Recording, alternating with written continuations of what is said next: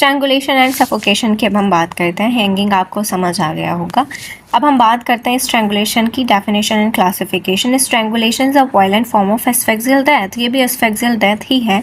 Cause by the constriction of the नेक, बिल्कुल वो भी नेक की कॉन्स्ट्रिक्शन से ही हो रहा था। इसमें लेकिन क्या होता है, वहाँ पर बॉडी वेट की वजह से वैसो कॉन्ट्रैक्शन हो रहा था, बट यहाँ पर एक्टिव फोर्स अप्लाई होता है एक्सटर्नली। जैसे कि हैंगिंग में जो कॉन्स्ट्रिक्टिंग फोर्स है वो independent of the body weight of the body.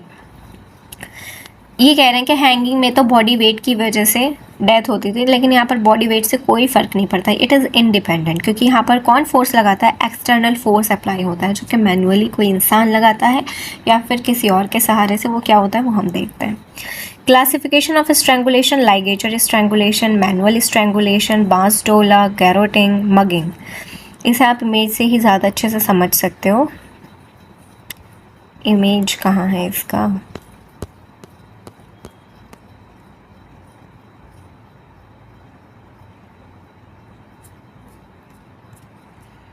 इसका इमेज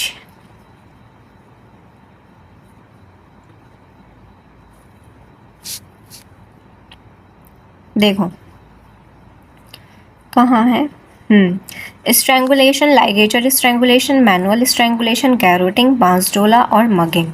तो लाइगेचर स्ट्रैंगुलेशन में परपेंडिकुलर कॉन्स्ट्रिक्शन बाय लाइगेचर, यानी जो लाइगेचर है उसे गर्दन पे बांधा और ख़त्म। मैनुअल में बाय हैंड्स और फिंगर से गले को दबाना। गैरोटिंग में लूप टाइटन फ्रॉम बिहाइंड, पीछे से किसी ने रस्सी डाली और उसे टाइट कर दिया, ये गैरोटिंग है। बांस डोला में ये दोनों बांस ऐसे बांधे, यहाँ बीच में गर्दन रखी और इन दोनों स्टिक्स को मिला दिया, तो इसको कॉल्ड बांस डोला। मगिंग में क्या होता है, compression by elbow, forearm या नी। कंप्रेशन किससे करेंगे, एल्बो से, फोर आर्म से या नी से। ठीक है, अब हम देखते हैं कि यहाँ पर नोट्स में हमारे क्या लिखा है।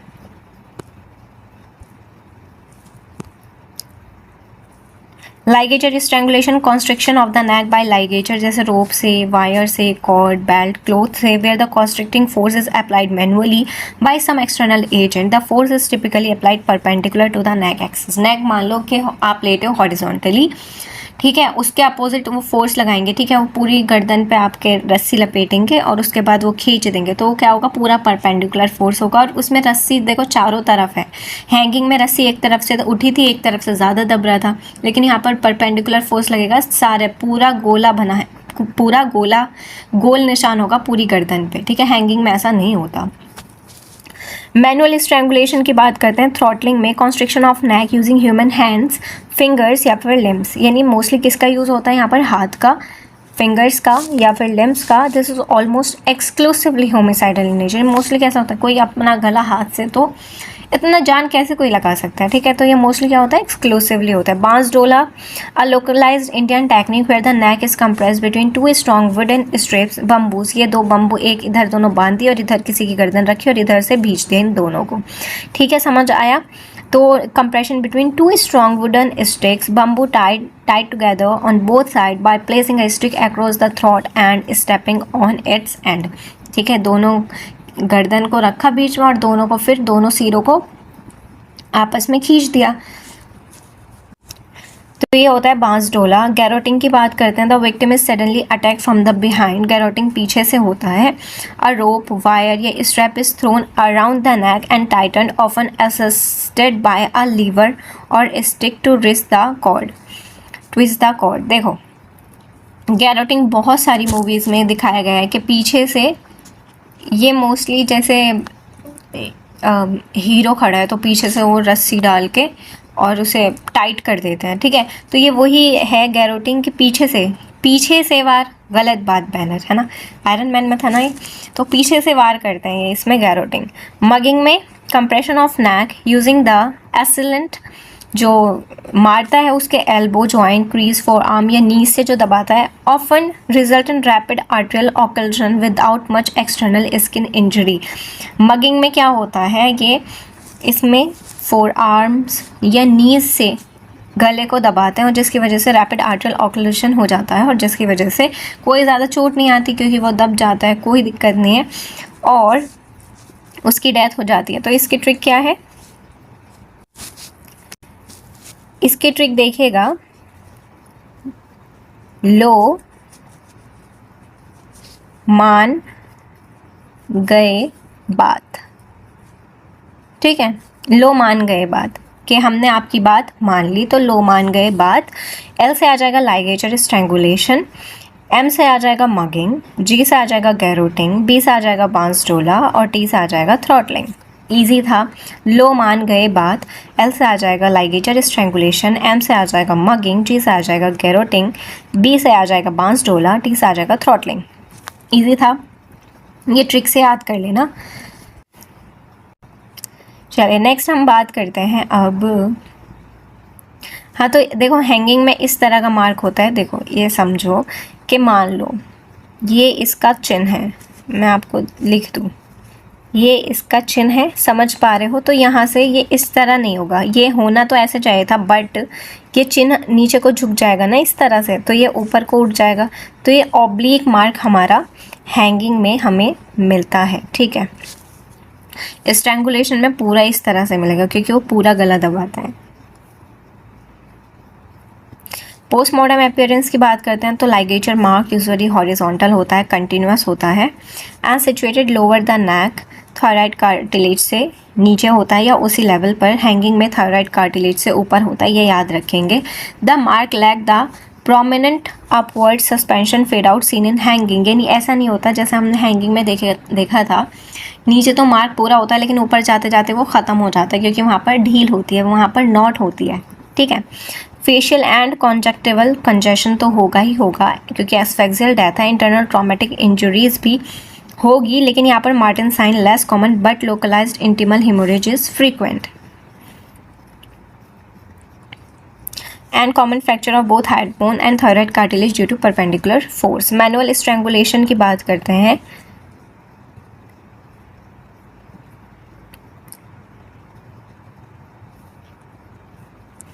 ब्रूजिंग एंड एब्रेशन यहाँ पर ज़्यादा मिलेंगे। क्रिसेंट शेप और सेमी सर्कुलर एब्रेशन के finger nail marks cause by gripping claws of the assailant. तो इसमें ये कह रहे हैं कि देखो जब आप हाथ से करोगे, थ्रॉटलिंग में जैसे होता है नी से या उससे हाथ से करोगे, तो इसमें क्या होगा, आपके एब्रेशंस होगा, ब्रूज होगा, ठीक है। फिंगर नेल्स भी हो सकते हैं। Distribution of mark if single hand was used from the front, typically one larger bruise of one side of the larynx, multiple smaller claw mark, index, middle, ring finger on the opposite side। देखो हाथ से दबाओगे तो वहाँ पर अंगूठे का निशान, fingers का निशान मिलेगा। Hide bone fracture exceptionally common in manual strangulation, specially inward compression fracture of the greater cornea, ठीक है। मैनुअल स्ट्रैंगुलेशन में कॉमन होता है।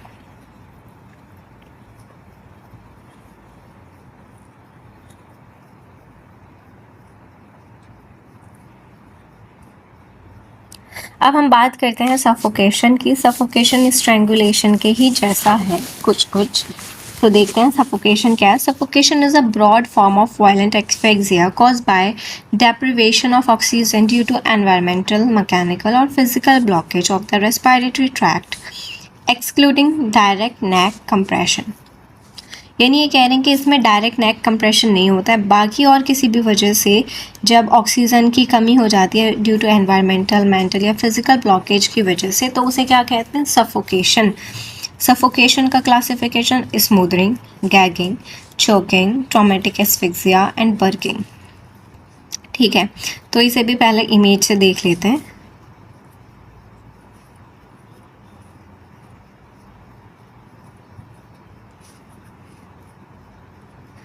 सफोकेशन स्मूदरिंग एक्सटर्नल ओरिफाइस जब ब्लॉक कर दिए जाए। गैगिंग में इंटरनल फेरिंग्स ब्लॉक हो जाता है। चोकिंग में एयरवे ऑब्स्ट्रक्शन हो जाएगा। ट्रॉमेटिक एक्सफिक्सिया में चेस्ट कंप्रेशन हो जाता है इस तरह से। बर्किंग में चेस्ट कंप्रेशन प्लस स्मूदरिंग होता है।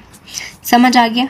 ये एक बार हमने देख लिया, इमेज देख लो कि इसमें क्या होगा, एक्सटर्नल ओरिफिस यानी जो नाक है और मुंह है, इंटरनल इसमें फेरिंग्स, इसमें एयरवे का ऑब्स्ट्रक्शन होता है। चोकिंग में आपको बताऊंगी अच्छे से, जो कि हम खाना खाते हुए या सिक्का अटक जाता है वो है। ट्रॉमेटिक एस्फिक्सिया में जब कोई ट्रॉमा हो जाए, कोई चीज़ जैसे हमारा किसी के ऊपर कोई गाड़ी चढ़ जाए तो उससे क्या होगा, ट्रॉमेटिक एस्फिक्सिया। बर्किंग क्या होता है, चेस्ट कंप्रेशन भी और स्मूथनिंग भी।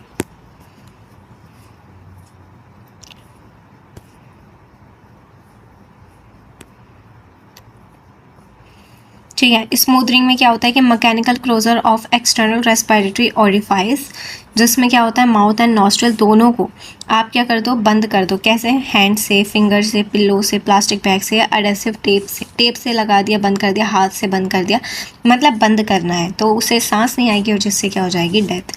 गैगिंग क्या होता है? Blockage of internal air passage जैसे कि फेरिंग्स या larynx by inserting a foreign object, for example paper, cloth, socks into the mouth.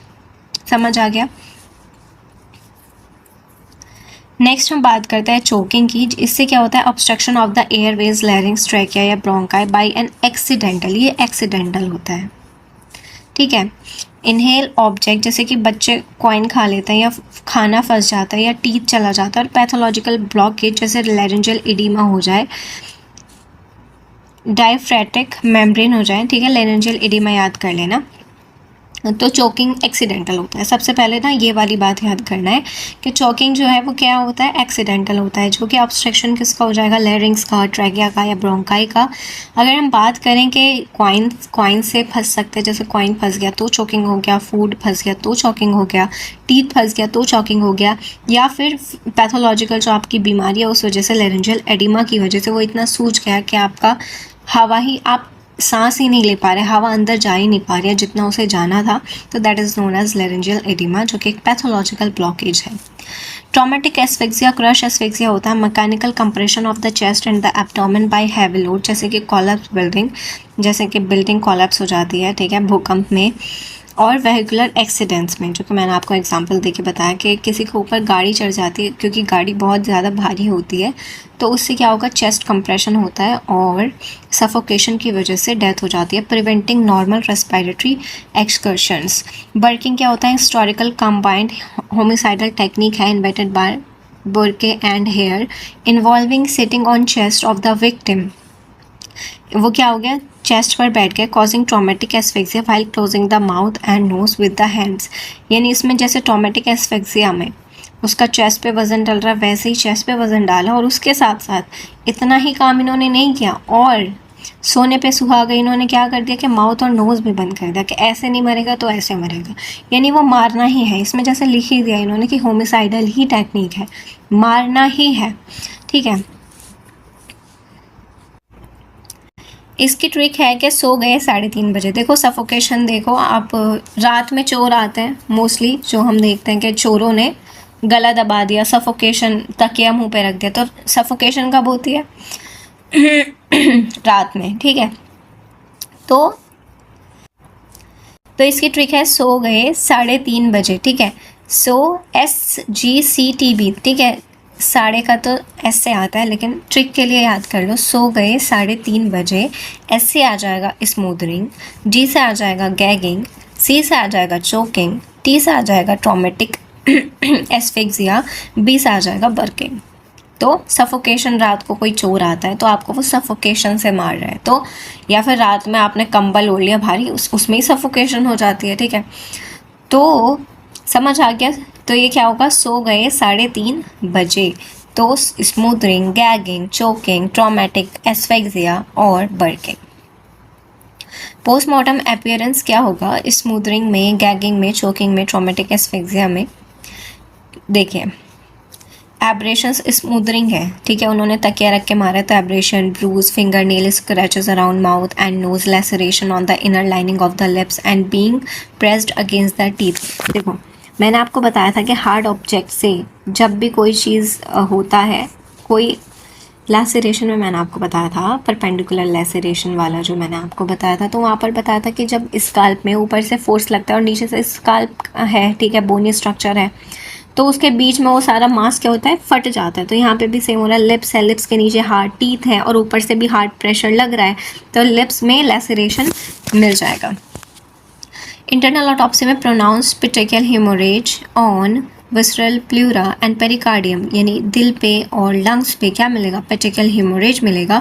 Frothy blood stained mucus in the trachea, ठीक है, ये भी क्या हुआ? फ्रोथी यानी झाग वाला ब्लड मिलेगा म्यूकस में।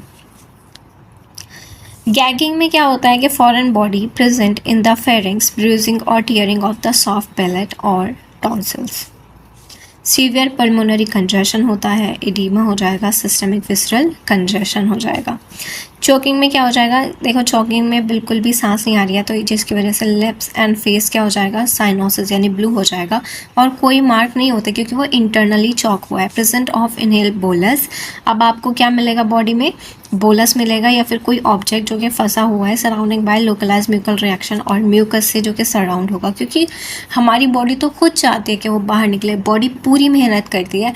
आप भली मेहनत ना करो, आप आलसी हो सकते हो, लेकिन आपका जो अंदर का नेचर ने सिस्टम बना है वो कभी भी ऐसा नहीं है कि वो भी शांत बैठे के मर रहा है तो मर जा, नो, बॉडी अपनी पूरी जान लगा देती है कि जो चोकिंग है, जिसने चोक किया है गला, वो निकल जाए। जब भी तो आपको ऑ करते रहते हो, ठीक है, उल्टी आती है कि निकल जाए, बॉडी हमारी खुद वो काम करती है कि वो सही हो जाए।